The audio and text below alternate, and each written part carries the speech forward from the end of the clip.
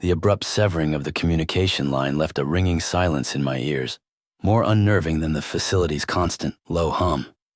It was a deliberate act, a shutting down of inquiry that spoke volumes about the secrets held within these metal walls. I stared at the blank comm screen, the reflection of my own bewildered face staring back. Not relevant. The words echoed in my mind, absurd and chilling in equal measure.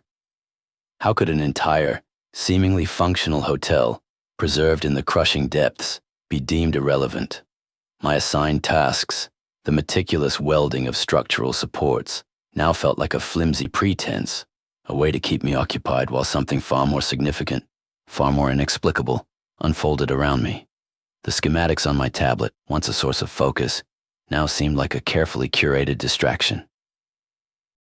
Days blurred into a monotonous cycle of welding, interspersed with my increasingly clandestine explorations. The schematics remained stubbornly two-dimensional, offering no explanation for the sprawling, illogical layout I was uncovering. I then found a tablet tucked under my bunk. Thinking nothing of it, I put it aside for now. The comms remained a one-way street. My reports met with curt dismissals, or more often, silence. The isolation began to gnaw at the edges of my sanity, the silence amplifying the frantic whispers of my own thoughts. One night, I decided to retrieve the tablet I had found tucked away under my bunk, thinking maybe some useful stuff could be found. I powered the thing up, thankfully finding no password or other security wall.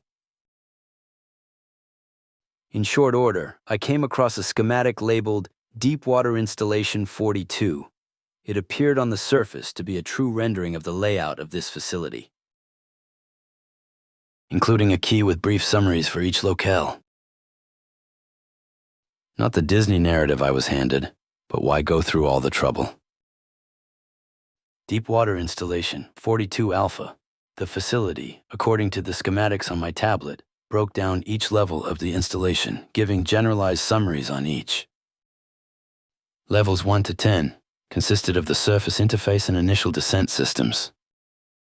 With Level 1, surface platform, docking bays for submersibles and surface vessels, initial security checkpoints, personnel transfer areas, and decontamination chambers. Level 2, the access hub, main reception area, initial administrative offices, primary elevator and stairwell access to lower levels, with advanced sensor arrays for monitoring surface and immediate underwater surroundings. Level 3, engineering and power generation, upper, had the backup power generators, initial water purification systems, ventilation and climate control for upper levels. Level 4, crew quarters, upper, modern utilitarian living modules for staff, if any are present. Level 5 held the laboratories and initial research, basic marine biology labs, initial sample processing, and data analysis for environmental monitoring. Level 6, storage and logistics, upper, general storage for non-critical supplies, repair equipment for upper levels. Level 7, medical bay minor, basic first aid and medical examination facilities for below surface level operations.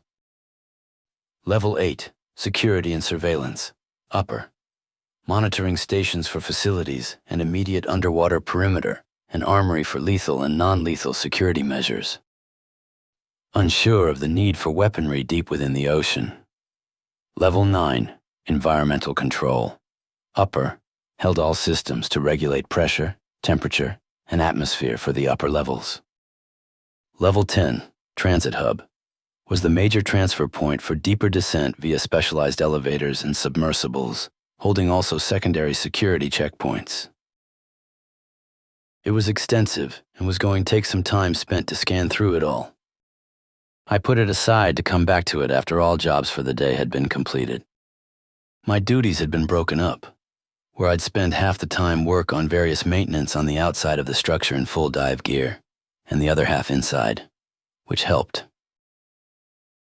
As I was meticulously inspecting a weld near the facility's outer hull, I heard it. A low, resonant hum that vibrated through the water, through the very metal of the structure. It wasn't the familiar thrum of the facility's life support. nor the distant groan of the ocean's pressure. This was a mechanical thrum, rhythmic and powerful, unmistakably artificial. It grew louder, closer, a deep-throated growl that spoke of immense power moving through the water. My blood ran cold. There were no other submersibles scheduled. No surface vessels indicated on any of the facility's internal sensors. This was something else. Something unexpected. I glanced at the nearest monitor, a small auxiliary display showing external sensor readings. At first, it was just a faint blip, a contact moving rapidly towards our location. Then, as it drew nearer, the grainy image resolved into a shape that sent a jolt of disbelief and a primal fear through me. It was a submarine. A distinct, unmistakable silhouette etched in the sonar, the long, cylindrical hull, the conning tower with its distinctive lines. And then I saw it, the detail that made my breath catch in my throat, the symbol painted on its side, stark and black against the dark metal, an iron cross. A World War II German U-boat. My mind reeled. It was impossible. A relic from a bygone era, a ghost from the bottom of the sea, somehow finding its way to this ultra-modern, top-secret facility. It defied all logic, all reason. Yet there it was on the screen, growing larger, its approach unwavering. Panic clawed at my throat. What was happening? How could this be? The hotel, the German script, now this, a U-boat. The pieces, disparate and unbelievable, began to click into a horrifying, nascent understanding. This facility, it wasn't just a DARPA project. It had ties, deep historical ties, to the German Reich. The U-boat maneuvered with a surprising agility for its age, its sonar signature locking onto the facility's docking bay, the very one I had arrived in. With a slow, deliberate motion, the ancient vessel began to dock, its metallic groan echoing through the water and the facility's structure. I had to hide. My heart hammered against my ribs as I scrambled for cover. I was in a section of the facility near a series of large storage containers. I squeezed myself behind the largest one, the cold metal pressing against my back, my breath coming in ragged gasps. Through a narrow gap, I could see the docking bay on one of the security monitors. The U-boat had fully docked, the connecting seals engaging with a muffled clang. A hatch on the submarine's conning tower creaked open. Figures began to emerge. Their silhouettes were indistinct on the grainy monitor, but there was a certain rigidity to their movements, a certain cut to their forms that sent another wave of chilling recognition through me. Their attire, it looked old, almost military. My mind raced, trying to make sense of the impossible. Had this U-boat been preserved somehow? Was this some bizarre historical reenactment? Or was something far more sinister at play? The pieces clicked into place with a sickening finality. The German script in the hotel and library, the anachronistic decor, the unsettling feeling of a world frozen in time. It all pointed to a single terrifying conclusion. This underwater facility wasn't just old, it was a relic. A hidden sanctuary, preserved and perhaps still inhabited by those with ties to a long-dead regime.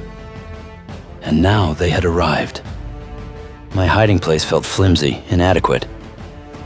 I was a commercial diver, trained for underwater construction, not combat, not espionage. I was out of my depth in more ways than one.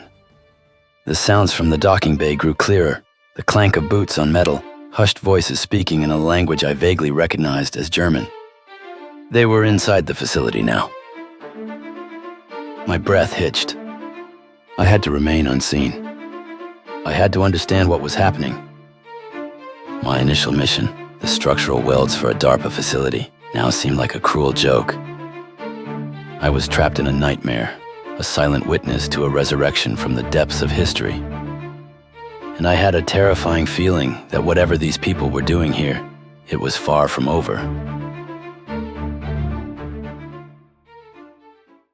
My father's words echoed in my mind, sharp and clear, how to quit. But right now, quitting wasn't an option. survival was. And the deep, the dark deep, had just revealed a secret far more terrifying than anything I had ever imagined.